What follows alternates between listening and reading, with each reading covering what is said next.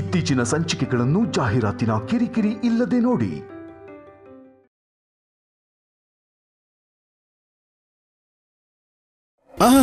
ಸಾಕು, ಇದು ಒಂದು ತಿನ್ರಿ. ಅಯ್ಯೋ ಸಾಕು ಸಂಪದ. ಶುಂಠಿ ಚಟ್ನಿ ನಿಮ್ ಫೇವ್ರೇಟ್ ಅಲ್ವಾ? ಸಾಕು ಅಂತ ಹೇಳಿದ್ನಲ್ಲ. ಚಟ್ನಿ ಜಾಸ್ತಿ ಹಾಕೊಂಡ್ರೆ ಅಲ್ವೇನ್ರಿ ಟೇಸ್ಟ್ ಗೊತ್ತಾಗೋದು. ಹಾಕೊಳ್ಳಿ.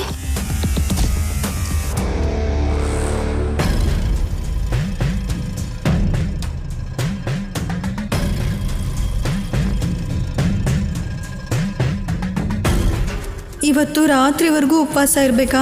ಒಂದು ಹೊತ್ತೇ ನನ್ನ ಕೈಯಲ್ಲಿ ಇರೋಕ್ಕಾಗಲ್ಲ.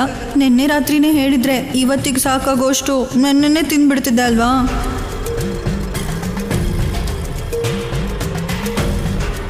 ಏನೇ ಮುಖ ಹಾಗಿಟ್ಕೊಂಡಿದ್ಯಾ?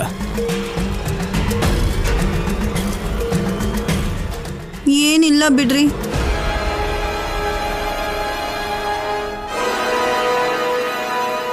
ಸಂಪದ, ಚಟ್ನಿ ಪುಡಿ ತುಪ್ಪ ಸ್ವಲ್ಪ ಜಾಸ್ತಿ ಹಾಕು. ಬಿಸಿ ಬಿಸಿ ಇಡ್ಲಿ ಜೊತೆ ಚೆನ್ನಾಗಿರುತ್ತೆ. ನಾವಂತೂ ತಿನ್ನಕ್ಕಾಗಲ್ಲ ಅಲ್ವಾ? ಅದಾ ನಿನ್ ನೋವು. ನಿಧಾನಕ್ಕೆ ಹೋಗಿ ತಿಂತಿಯಲ್ಲ. ಬೇಡ ರೀ, ಅತ್ತೆ ಗೊತ್ತಾದ್ರೆ ಸಾಯಿಸ್ಬಿಡ್ತಾರೆ.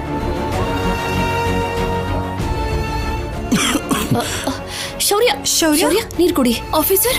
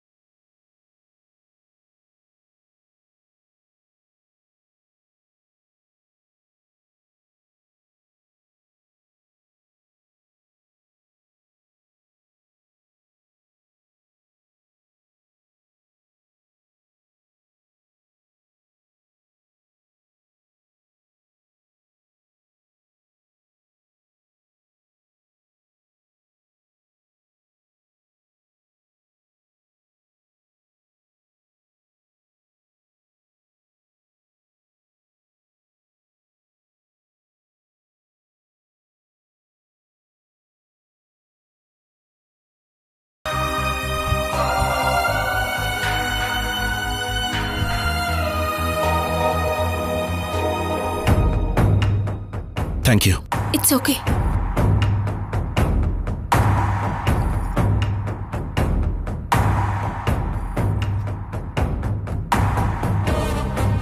ಹೋಗಿ ಬರ್ತೀನಿ. ಬೇಗ ಬನ್ನಿ ಆಫೀಸರ್.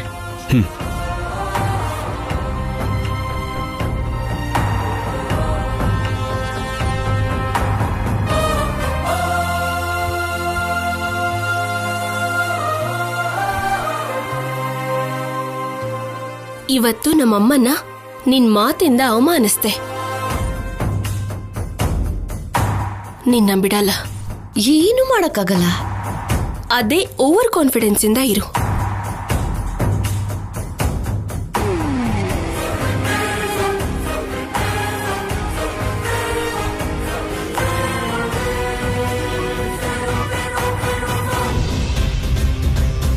ವಾಸು, ಆ ಸಿದ್ದು ಬಗ್ಗೆ ಏನಾದರೂ ಇನ್ಫಾರ್ಮೇಶನ್ ಸಿಕ್ತಾ? ಶೌರ್ಯ, ಅವನು ಟೆಕ್ನಾಲಜಿನ ಯೂಸ್ ಮಾಡ್ಕೊಂಡು ಅವನಿಗೆ ಕಾಲ್ ಮಾಡಿದ ಪ್ರತಿ ಸಲನೂ ಬೇರೆ ಬೇರೆ ಸ್ಟೇಟ್ಸ್ ಮತ್ತೆ ಕಂಟ್ರೀಸ್ ನಲ್ಲಿರೋ ಹಾಗೆ ಬೇರೆ ಬೇರೆ ಲೊಕೇಶನ್ ತೋರಿಸೋ ಹಾಗೆ ಮಾಡ್ಕೊಂಡಿದ್ದಾನೆ. ಇದು ಅವನಿಗೆ ಹುಟ್ಟಾಗೆ ಬಂದಿರೋ ಕಲೆ ತರ ಇದೆ. ಲಾಸ್ಟ್ ಟೈಮ್ ಕೂಡ ಹೀಗೆ ಮಾಡಿದ್ದ. ವಾಸು, ಥಿಂಕ್ ಮಾಡು. ಅವನು ಹಾಗೆ ಮಾಡಿರ್ಬೋದು ಸರಿ, ಆದರೆ ಅವನ ನಂಬರ್ ಮಾತ್ರ ಸೇಮ್ ಯೂಸ್ ಮಾಡ್ತಿರ್ತಾನಲ್ವಾ? ಡಿಪಾರ್ಟ್ಮೆಂಟ್ಗೆ ಹೆಲ್ಪ್ ಮಾಡೋ ಹ್ಯಾಕರ್ಸ್ನ ಕರೆಸಿ ಡಿಕೋಡ್ ಮಾಡಿಸು. ಅವನನ್ನು ನಾವು ಆದಷ್ಟು ಬೇಗ ಹಿಡಿಬೇಕು. ಇಲ್ಲ ಅಂದ್ರೆ ದಿನ ಒಂದು ಹೊಸ ಪ್ರಾಬ್ಲಮ್ನ ಕ್ರಿಯೇಟ್ ಮಾಡ್ತಾನೆ. ಮತ್ತೆ ಏನಾಯ್ತು ಶೌರ್ಯ? ಆ ರಾಸ್ಕಲ್ ಕೀಳ್ಮಟ್ಟಕ್ಕೆ ಇಳಿದಿದ್ದಾನೆ. ಸಂಪದ ಡ್ರೆಸ್ ಚೇಂಜ್ ಮಾಡ್ಕೋತಿರ್ಬೇಕಾದ್ರೆ ಫೋಟೋಸ್ ಅಂಡ್ ವಿಡಿಯೋಸ್ ತೆಗ್ದಿದ್ದಾನಂತೆ.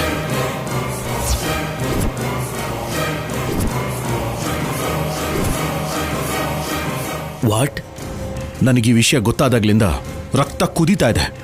ಅವನನ್ನು ಸಾಯಿಸುವಷ್ಟು ಕೋಪ ಬರ್ತಾ ಇದೆ. ಈಗ ದುಡ್ಡು ತಗೊಂಡ್ ಬಾ, ಇಲ್ಲ ಅಂದ್ರೆ ಅದನ್ನ ಸೋಷಿಯಲ್ ಮೀಡಿಯಾಗೆ ಅಪ್ಲೋಡ್ ಮಾಡ್ತೀನಿ ಅಂತ ಹೆದರ್ಸ್ತಾ ಇದ್ದಾನೆ. ಅವನು ಅಂತ ಕೆಲಸ ಮಾಡ್ತಾನ? ನನಗೂ ಮೊದಲು ಹಾಗೆ ಅನ್ಸಿತ್ತು. ಬಟ್ ಅವನು ದೊಡ್ಡ ಹುಚ್ಚ. ದುಡ್ಡುಗೋಸ್ಕರ ಏನ್ ಬೇಕಾದ್ರೂ ಮಾಡ್ತಾನೆ. ಚಾನ್ಸ್ ತಗೊಳಕ್ಕಾಗಲ್ಲ ವಾಸು. ನಿಜಾನೇ ಶೌರ್ಯ, ತಾನು ಪ್ರೀತಿ ಮಾಡಿರೋ ಹುಡುಗಿಗೆ ಹೀಗೆಲ್ಲ ಮಾಡ್ತಾನ ರಾಸ್ಕಲ್. ಒಂದು ವೇಳೆ ಅವನೇನಾದ್ರೂ ಹಾಗೆ ಅಪ್ಲೋಡ್ ಮಾಡಿದ್ರೆ ಸಂಪದ ಜೀವಂತವಾಗಿರೋದಿಲ್ಲ. ನಮ್ಮ ಮನೆ ಮರ್ಯಾದೆ ಪೂರ್ತಿಯಾಗಿ ಹೋಗುತ್ತೆ. ಅವನು ಹೊರಗಡೆ ಇರೋ ಅಷ್ಟು ದಿನ ಸಂಪದ ಕಲ್ಯಾಣಿನ ನೆಮ್ಮದಿಯಾಗಿರೋಕಂತೂ ಬಿಡೋದಿಲ್ಲ. ಇವಾಗ ಏನ್ ಮಾಡ್ಬೇಕು ಅಂತೀಯ ಶೌರ್ಯ? ಅವರಿಬ್ಬರ ಲೈಫು ಚೆನ್ನಾಗಿರ್ಬೇಕು ಅಂದ್ರೆ ಅವನನ್ನ ಎನ್ಕೌಂಟರ್ ಮಾಡಬೇಕು ವಾಸು. ಎನ್ಕೌಂಟ್ರಾ? ಎಸ್, ನನಗಷ್ಟು ಕೋಪ ಇದೆ. ನಾನು ಕಾನೂನ ನ್ಯಾಯನ ಗೌರವಿಸ್ತೀನಿ.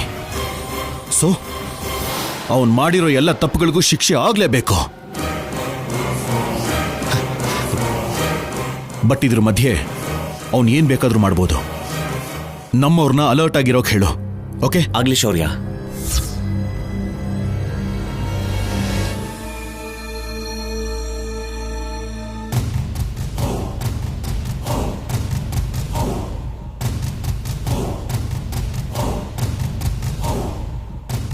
ಸಂಪದ, ನಿನಗೆ ಹಸುವಾಗ್ತಿಲ್ವಾ?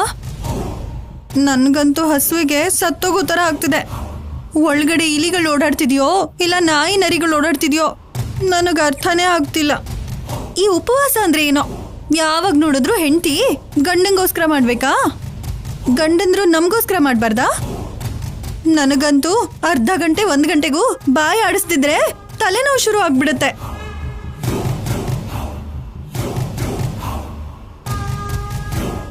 ನಾನು ಕತ್ತೆ ಥರ ಇಲ್ಲಿ ಕಿರ್ಚ್ಕೊಳ್ತಿದ್ರೆ ನೀನ್ ಮಾತಾಡ್ತಿಲ್ವಲ್ಲ? ನನ್ನನ್ನು ಇನ್ವಾಲ್ವ್ ಮಾಡ್ಬಿಡಿ ಚಿಕ್ಕಮ್ಮ. ಏನು? ನಾನಾದ್ರೆ ನಿನ್ ವಿಷಯದಲ್ಲಿ ಇನ್ವಾಲ್ವ್ ಆಗ್ಬೇಕು, ನಿನಗೆ ಹೆಲ್ಪ್ ಮಾಡ್ಬೇಕು. ನೀನ್ ಮಾತ್ರ ನನ್ನ ನೋವಲ್ಲಿ ಭಾಗಿಯಾಗಲ್ವಾ? ಹಾಗಿದ್ರೆ ಇವತ್ತಿನಿಂದ ನಿನ್ ಫ್ರೆಂಡ್ಶಿಪ್ ಕಟ್ಟು. ಅಬ್ಬಾ, ಹಾಗಲ್ಲ ಚಿಕ್ಕಮ್ಮ, ನನಗೆ ಮಾತಾಡೋ ತಾಳ್ಮೆ ಇಲ್ಲ. ಅದಕ್ಕೆ ಕದಲ್ದೇನೆ ಮಾತಾಡೋಕ್ಕಾಗ್ದೆ ಕಲ್ ಬಂಡೆ ಹಾಗೆ ಸುಮ್ಮನೆ ಇದ್ದೀನಿ. ಓಹ್, ನಿನಗೂ ನನ್ನ ಹಾಗೆ ಆಗ್ತಿದೆ ಅಂತಾಯ್ತು. ಹೀಗೆ ರಾತ್ರಿವರೆಗೂ ಇರ್ಬೇಕು ಅಂದ್ರೆ ನಾನು ಔಟ್ ಚಿಕ್ಕಮ್ಮ. ಟೆನ್ಷನ್ ಮಾಡ್ಕೋಬೇಡ ಸಂಪದ, ಯಾರಿಗೂ ಗೊತ್ತಾಗದೆ ಇರೋ ತರ ತಿನ್ನೋಣ. ಸ್ವೀಟ್ಸ್ ಇಲ್ಲೇ ಬಚ್ಚಿಟ್ಟಿದ್ದೀನಿ.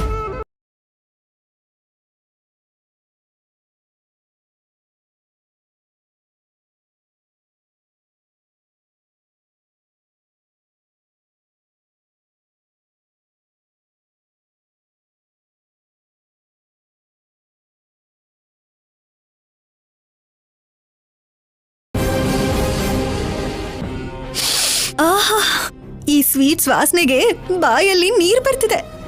ತಗೋ. ಚಿಕ್ಕಮ್ಮ ಚಿಕ್ಕಮ್ಮ ಬಚ್ಚಿಟ್ಕೊಳ್ಳಿ, ಕಲ್ಯಾಣಿ ಬರ್ತಿದ್ದಾಳೆ.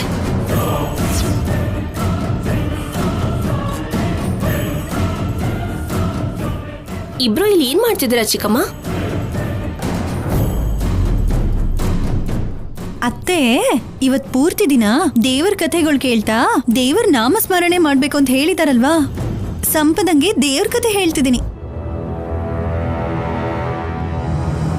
ಓ ಹೌದಾ, ಸರಿ ಆಯ್ತು, ಎಲ್ರೂ ಕೇಳಿಸ್ಕೊಳ್ಳೋಣ. ಎಲ್ರಿಗೂ ಪುಣ್ಯ ಸಿಗತ್ತಲ್ಲ. ಕರಿತೀನಿ ರೀ. ಅಮ್ಮ, ತಾತ, ಏ, ಕಲ್ಯಾಣಿ, ಅತ್ತೆ, ಎಲ್ಲರೂ ಬನ್ನಿ. ಕಲ್ಯಾಣಿ ಇರು. ಇವರು ಕತೆ ಹೇಳ್ತಾರಂತೆ. ಏನ್ ಚಿಕ್ಕಮ್ಮ, ಬೇಗ ಬನ್ನಿ. ಬನ್ನಿ. ಅಜ್ಜಿ, ಪಲ್ಲವಿ, ಚಿಕ್ಕಮ್ಮ, ಸಂಪದ ಇಬ್ರು ಸೇರಿ ದೇವರ ಕತೆ ಹೇಳ್ತಾ ಇದಾರೆ. ನಾವು ಕೇಳಿಸ್ಕೊಳ್ಳೋಣ. ಏನು, ನೀನ್ ಚಿಕ್ಕಮ್ಮ ದೇವ್ರ ಕತೆ ಹೇಳ್ತಿದ್ದಾಳ? ನನಗ್ ಡೌಟೇ. ಟ್ಯಾಲೆಂಟ್ ನ ಎಂಕರೇಜ್ ಮಾಡ್ಬೇಕೆ ಹೊರತು ಡಿಸ್ಕರೇಜ್ ಮಾಡಬಾರ್ದು ಚಿಕ್ಕಮ್ಮ.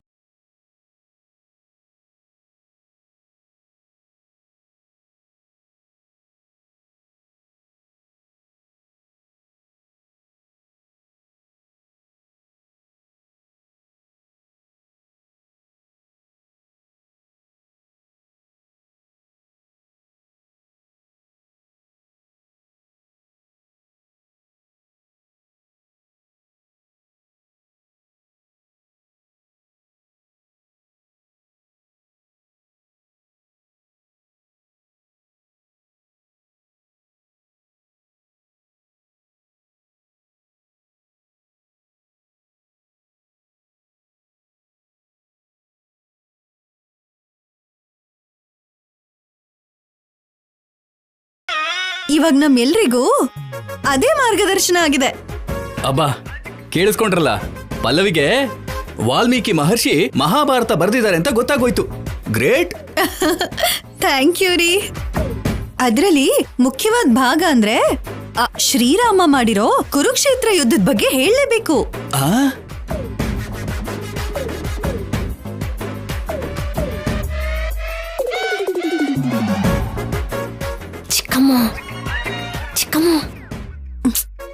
ಸಂಪದ ಫ್ಲೋ ಅಲ್ಲಿದ್ದಾಗ ಡಿಸ್ಟರ್ಬ್ ಮಾಡಬಾರ್ದು. ಚಿಕ್ಕಮ್ಮ, ಆದ್ರೆ ಈ ಕುರುಕ್ಷೇತ್ರ ಯುದ್ಧನ ರಾಮ ಯಾಕೆ ಮಾಡ್ಬೇಕು ಅನ್ಕೊಂಡ? ದುರ್ಯೋಧನ ಬಂಗಾರದ ಜಿಂಕೆ ತರ ಬಂದು ಸೀತಮ್ಮನ ಎತ್ಕೊಂಡು ಹೋಗಿದ್ದಕ್ಕೆ.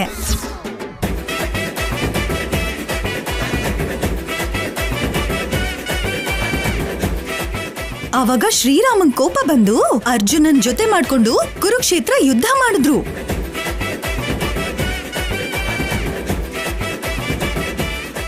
ಪಲ್ಲವಿ,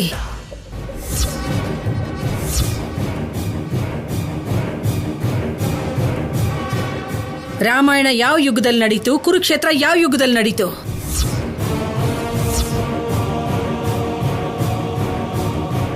ಅತ್ತೆ, ಯುಗ ಅಂದ್ರೆ ಏನತ್ತೆ?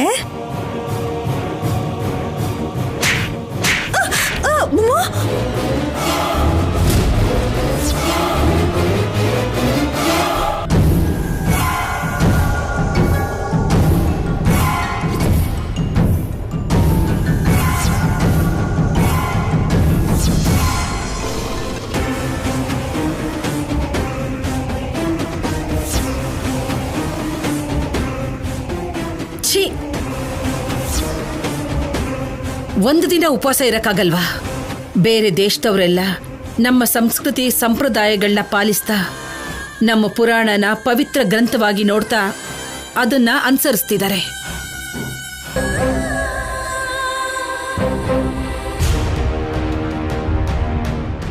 ಪವಿತ್ರ ಭಾರತ ದೇಶದಲ್ಲಿ ಹುಟ್ಟಿರೋ ನಿಮ್ಮಂತವ್ರು ಮಾತ್ರ ಅದ್ರ ಬಗ್ಗೆ ತಿಳ್ಕೊಳ್ದೇನೆ ಹೀಗಾಗಿ ಹೋಗಿದ್ದೀರಾ. ಕೇಳಿಸ್ಕೊ, 1 ತಿಂಗಳಲ್ಲಿ ರಾಮಾಯಣ ಮಹಾಭಾರತನ ಕಂಠಪಾಠ ಮಾಡಿಕೊಂಡು ನಾನ್ ಯಾವಾಗ ಕೇಳಿದ್ರು ಅವಾಗ ಹೇಳಬೇಕು.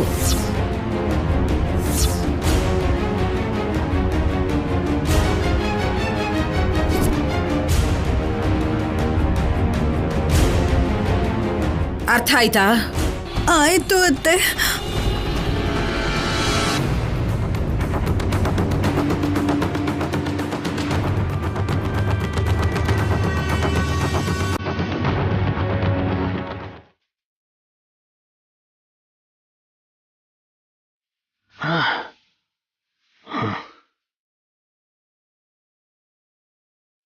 ನಿಲ್ಸಿ.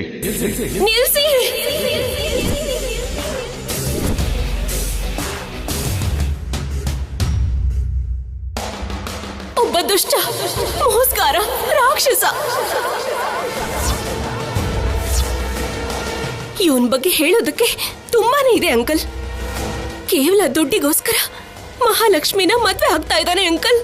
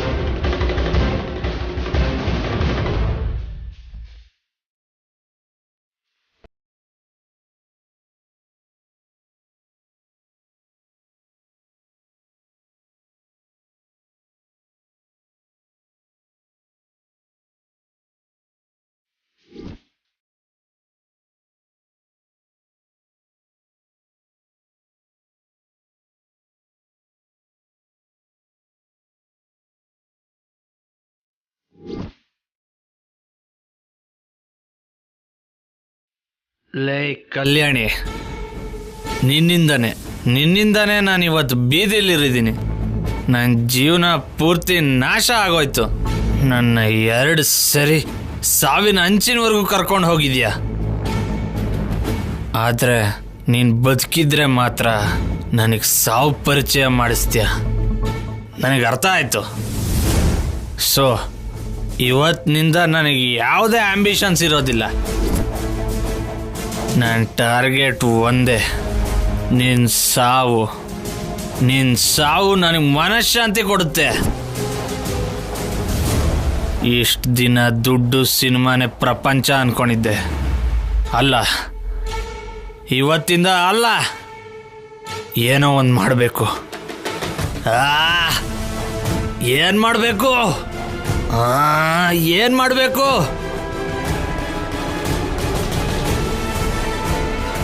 ಎಸ್, ಸಂಪದ ಅಲ್ಲೇ ಇದ್ದಾಳೆ ಅಲ್ವಾ? ಸಂಪದ ಹತ್ರನೇ ಪ್ಲಾನ್ ವರ್ಕೌಟ್ ಮಾಡಬೇಕು. ಕಲ್ಯಾಣಿಗೆ ಎಳ್ಳು ನೀರು ಬಿಡೋ ಕಾರ್ಯಕ್ರಮಕ್ಕೆ ಸಂಪದ ಹತ್ರನೇ ಶ್ರೀಕಾರ ಹಾಡಿಸ್ಬೇಕು.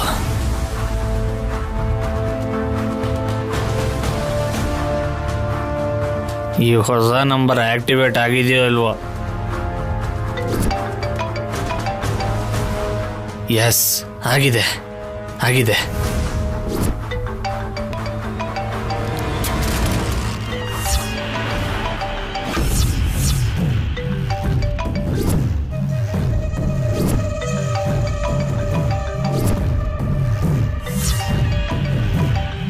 ಖಂಡಿತ ಸಿದ್ದುನೇ ಆಗಿರ್ತಾನೆ.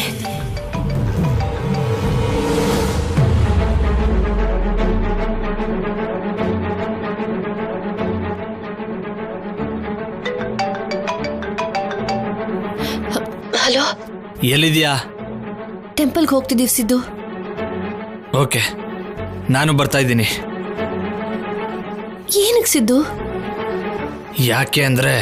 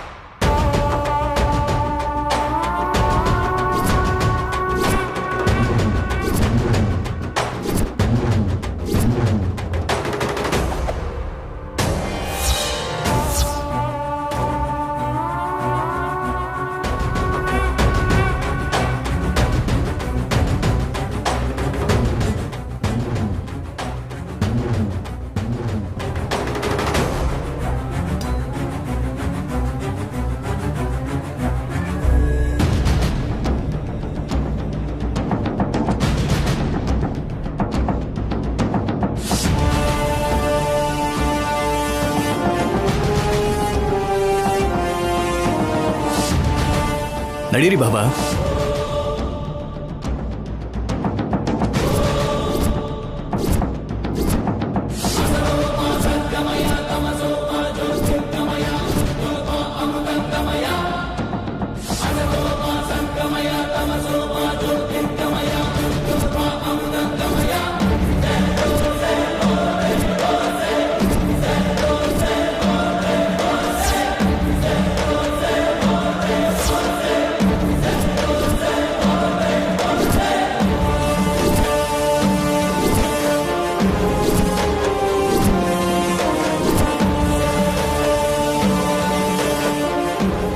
ನಮಸ್ಕಾರ ಅಮ್ಮ. ನಮಸ್ಕಾರ. ನಮಸ್ಕಾರ.